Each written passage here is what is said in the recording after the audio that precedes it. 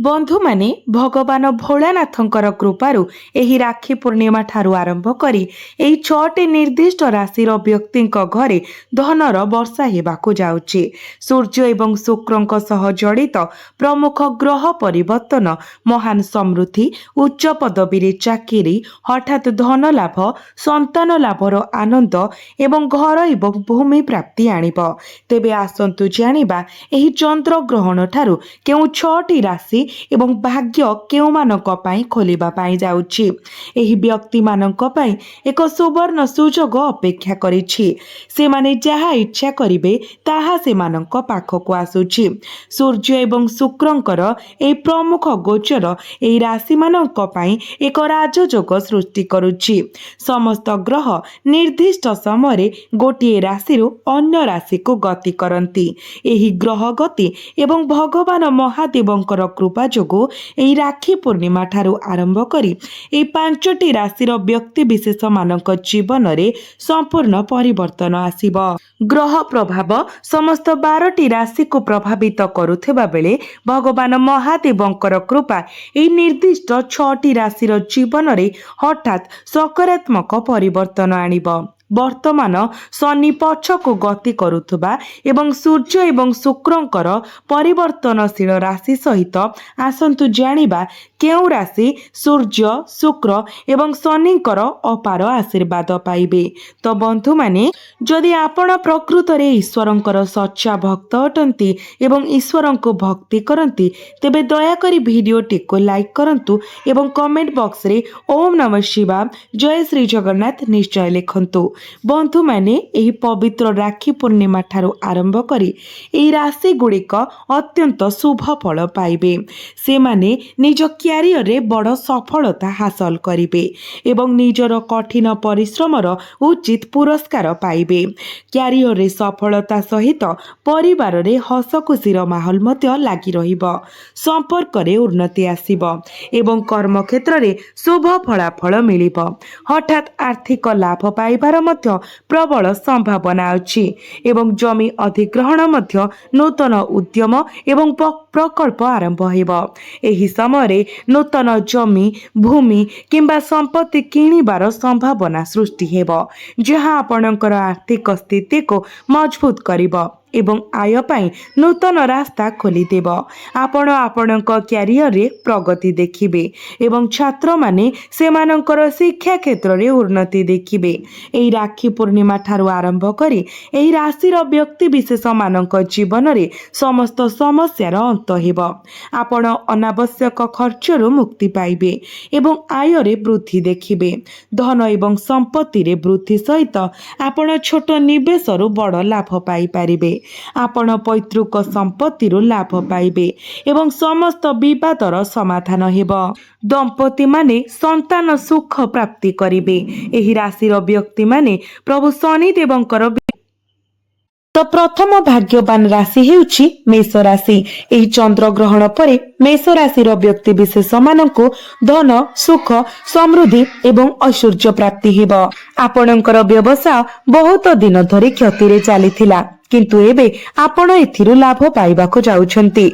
बजार रे फसी रहितिबा टंका फेरस्त मिलिबो एवं बजार रे करा जाइथिबा निवेश लाभ देब। आपण बहु दिन धरि विभिन्न द्वंद्व एवं समस्या रे फसी रहिथिले किंतु एई चंद्र ग्रहण परे आपणक जीवन रे एक चमत्कार एवं सकारात्मक परिवर्तन घटिबाको जाउछि। आपण आपणक भाग्य रे परिवर्तन देखिबे एवं भाग्य आपणक प्रति अनुग्रह करिबा आरंभ करिबो। नवग्रह द्वारा हेउथिबा कष्ट मध्य शेष हेब। संक्षेप रे मेष राशिर व्यक्ति माने भगवान महादेवंकर कृपा पाइबे, जहा से माने बहुत दिन धरि अपेक्षा करि आसुछंती। तो जदि आपण मेष राशिर अटंती तेबे ई चंद्र ग्रहण परे आपण प्रत्येक सोमवार भगवान शिवंक मंदिर परिदर्शन करिबा उचित एवं उत्तर दिग को मुख करी शिवलिंग रे जल अर्पण करिबा उचित।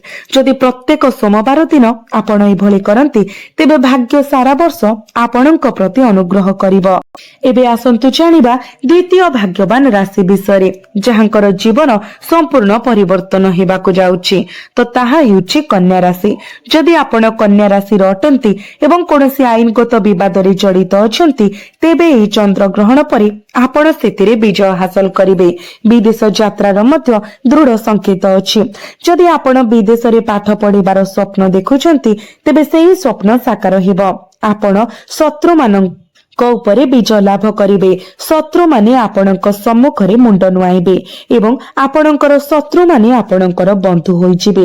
आपण समाज रे मान सम्मान प्राप्ति करिवे। बाजार रे निवेश करुथिबा मध्य लाभ पाइबे।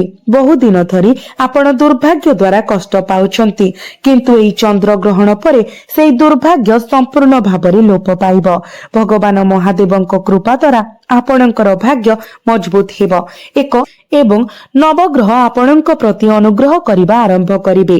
तो जदि आपण कन्या राशि अटंती तेबे एही ग्रहण परे प्रत्येक सोमवार सकाळे ओस्त गछ मूଳରେ जल अर्पण करंतु। प्रत्येक सोमवार एही प्रतिकार करिबा द्वारा आपणଙ୍କୁ भगवान महादेव एवं अन्य देवादेवींकर आशीर्वाद मिलिबो, जहा आपणଙ୍କୁ आगामी वर्ष पई एक सुंदर वर्ष सुनिश्चित करिबो। एबे आसंतु जानिबा तृतीय भाग्यशाली राशि विषय। तो तृतीय भाग्यशाली राशि हेउछि तुला राशि। बंधु माने एही चंद्र ग्रहण परे आपनकु विभिन्न शुभ खबर मिली पारे। जदि आपण चाकरी पई प्रस्तुत हेउतिले तेबे आपण एक सुरक्षित खबर पाइबे एवं जदि आपण पूर्वरु चाकरी करूछंती तेबे आपणଙ୍କୁ पदोन्नति मिलिबो। विभिन्न क्षेत्र रे हठात सफलता मध्य पाई पारंती। कष्टकर पारिवारिक संपर्क धीरे धीरे सुधार हेबो एवं आपणଙ୍କ परिवार मध्य रे समन्वय उन्नत हेबो। मोटामोटी भाबरे तुला राशि रे जन्मित व्यक्ति विशेष माननक पई आगामी समय बहुत अनुकूल प्रमाणित हेबो। एबे आसंतु जानिबा परवर्ती भाग्यशाली राशि विषय। तो परवर्ती भाग्यशाली राशि हेउछि सिंह राशि। आपण जदि चाकरी पई प्रस्तुत हेउछंती तेबे आपण एक चाकरी पाइबे। जदि आपण जणे व्यवसायी तेबे आपणकर व्यवसाय एबे यथेष्ट लाभ प्रदान करिवो। आपणक जीवन रे आर्थिक लाभ पई अनेक रास्ता खोलिवो, जहा फल रे आपणकर संपत्ति रे वृद्धि हेबो। आपणक परिवार रे टंकार प्रवाह पूर्व तुलना रे यथेष्ट द्रुत हेबो। एही चंद्र ग्रहण परे कोनोसी नूतन व्यवसाय आरंभ करिबा द्वारा यथेष्ट लाभ मिलिबो। आपण किछि इन्वेस्टमेंट कले मध्य लाभ पाइबे। मोटामोटी भाबरे एही चंद्र ग्रहण परवर्ती समय सिंह राशि पई अत्यंत शुभ एवं लाभदायक सिद्ध हेबो। तो एबे आसंतु जानिबा परवर्ती भाग्यशाली राशि विषय। परवर्ती भाग्यशाली राशिटी हेउछि मिथुन राशि। जदि आपण बहुत दिन धरि असुस्थ अछंती तेबे एही चंद्र ग्रहण परे आपणक रोगरु मुक्ति मिलिबो। भगवान महादेवଙ୍କ कृपारु आपणकर स्वास्थ्य संपूर्ण भाबरे पुनः स्थापित हेबो एवं आपण समस्त स्वास्थ्य संबंधी समस्यारु मुक्त हेबे। मिथुन राशि व्यक्ति विशेष माने बहु दिन धरि दुर्भाग्य रे पीड़ित अछंती। एबे सेही दुर्भाग्य अदृश्य होइजिबो एवं आपणकर भाग्य नूतन उच्चता को उठिबो। भगवान शिव एवं चंद्रदेवंकर आशीर्वाद द्वारा एक ग्रहण परे आपणक कुंडलीर समस्त कष्ट दूर होइजिबो, जहा महान सफलता एवं लाभर समय आनिबो।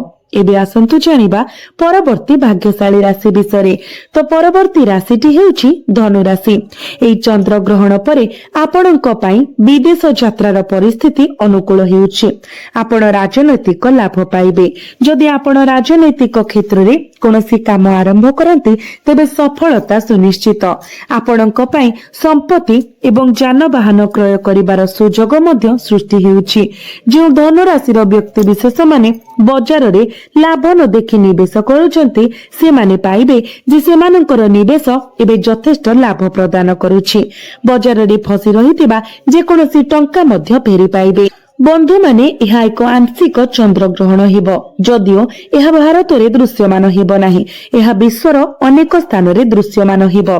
एई ग्रहण मुख्यतः उत्तर एवं मध्य अमेरिका, यूरोप, आफ्रिका एवं पश्चिम एशियार किछि निर्दिष्ट अंचल रे दृश्यमान हेबो।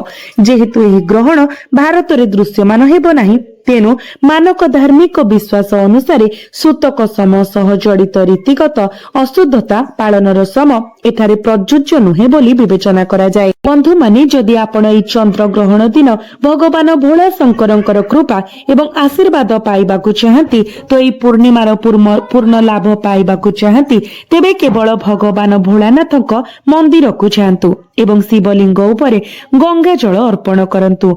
एहा करिबा द्वारा वर्ष सारा आपणक ठारू समस्या दूर रे रहिबो एवं आपणकर भाग्य एवं नवग्रह आपणक पक्षरे रहिबे। भगवान शिवंकर कृपा वर्ष सारा आपणक उपरे रहिबो।